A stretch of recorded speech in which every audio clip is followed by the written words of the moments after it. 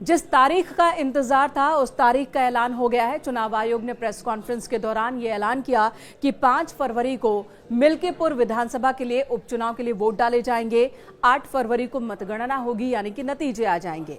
मिल्कीपुर जो कि फैजाबाद लोकसभा क्षेत्र के अंतर्गत ही एक विधानसभा क्षेत्र आता है, जहां से समाजवादी पार्टी के अवधेश प्रसाद अभी तक विधायक थे।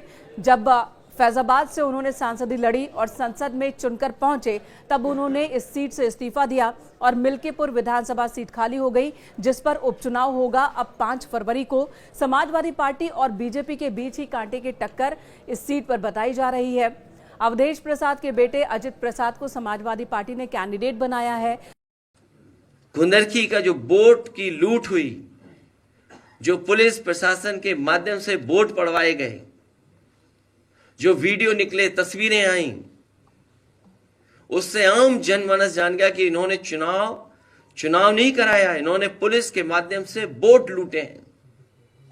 और वही सरकार कह रही है कि अगर कुंदरकी जीत सकते हैं तो मिल्कीपुर क्यों नहीं।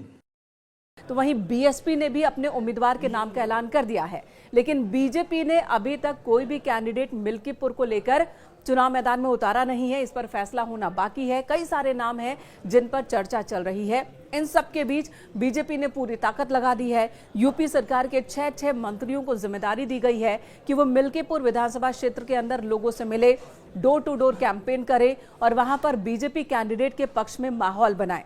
जहां तक बात समाजवादी पार्टी की है, तो पूरी उम्मीद है समाजवादी पार्टी को कि मिल्कीपुर में एक बार फिर साइकिल ही रफ्तार लेती दिखेगी, कमल वहां खिल नहीं पाएगा।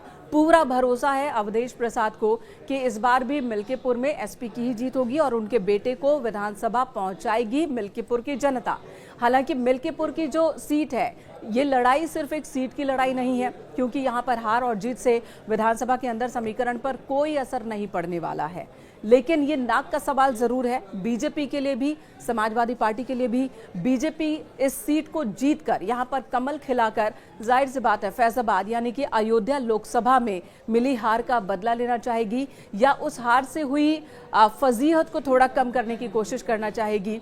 और दूसरी तरफ समाजवादी पार्टी इस सीट को बरकरार रख ये संदेश देने की कोशिश करेगी कि राम का आशीर्वाद तो समाजवादी पार्टी के साथ ही है। और जैसे दावे बीजेपी कर रही है, तो बीजेपी के साथ अयोध्या के लोग नहीं है, फैजाबाद के लोग नहीं है, मिल्कीपुर के लोग नहीं है। Last date of making nomination will be 17th of January, scrutiny on 18th of January, withdrawal 20th. These are the statutory periods of time which is given. Date of poll is 5th and counting is 8th, and 5th again we have very deliberately kept. We are doing elections in by polls also in Milkipur in UP. 5 फरवरी को दिल्ली में विधानसभा चुनाव के लिए मतदान होगा और 8 फरवरी को वोटों की गिनती होनी है, यानी कि 8 फरवरी को यह तय हो जाएगा कि दिल्ली में इस बार किसकी सरकार बनने जा रही है। क्या आम आदमी पार्टी एक बार फिर सत्ता में लौटेगी, एक बार फिर सरकार में बनी रहेगी, या फिर बीजेपी जो सपना दशकों से सजोए हुए है वो सपना पूरा कर सकेगी। 70 विधानसभा सीट है दिल्ली में और वोटर्स की संख्या की बात की जाए तो ये संख्या 1,55,00,000 से ज्यादा है। लेकिन बीते 2 दशक से ज्यादा का वक्त हो गया है जब बीजेपी को दिल्ली में कोई सफलता हाथ नहीं लगी है। पहले शीला दीक्षित 3 टेन्योर तक यानी कि 15 साल तक मुख्यमंत्री रहीं और उसके बाद आम आदमी पार्टी की ही सरकार है 2013 से लेकर अब तक। 2013 में एक मौका जरूर मिलता दिखा था बीजेपी को, जब सबसे ज्यादा सीटें बीजेपी ने जीती थी, 30 से ज्यादा सीट पर जीत हासिल की थी, लेकिन तब भी बहुमत के आंकड़े से बीजेपी दूर थी। और तब आम आदमी पार्टी जो कि बिल्कुल नई पार्टी थी, उसने कांग्रेस के साथ मिलकर सरकार बना लिया था। हालांकि वो सरकार बस कुछ दिन तक ही चली थी, लेकिन उसके बाद फिर से चुनाव हुआ और उस चुनाव में आम आदमी पार्टी को बहुमत हासिल हुआ और उसके बाद से आम आदमी पार्टी ने अपने प्रदर्शन को और बेहतर ही किया। दिल्ली में बीते इलेक्शन में 70 में से 62 सीटों पर आम आदमी पार्टी का कब्जा रहा।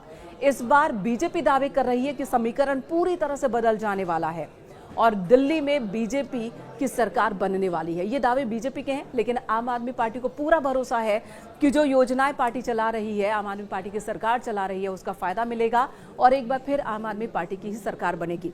अब महत्वपूर्ण तारीखों की बात कर लेते हैं। 10 जनवरी को चुनाव को लेकर अधिसूचना जारी होगी।